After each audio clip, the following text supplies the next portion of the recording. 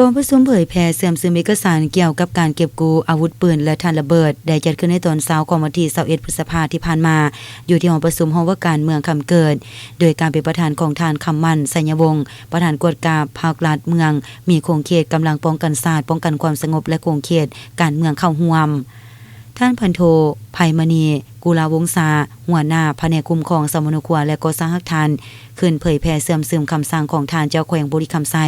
ว่าด้วยการเก็บกู้อาวุธปืนและถ่านระเบิดอยู่แขวงบุรีคำไซฉบับเลขที่05ทับคบศ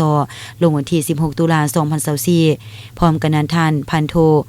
สิทธิศักดิ์ดวงไซ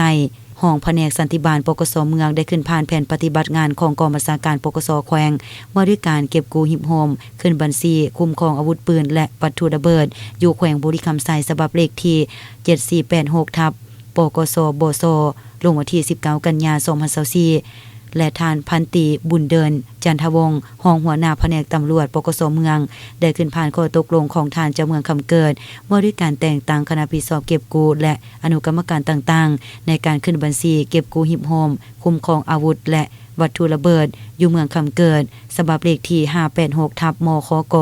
ลงวันที่5พฤศจิกายน2024หลังจากนั้นคณะพิสอบได้แจกจ่ายแบบฟอร์มให้แก่ผู้เข้าร่วมกองประชุมเพื่อสั่งรวมเอาวัตถุต่างๆและขึ้นบัญชีตามระเบียบกฎหมาย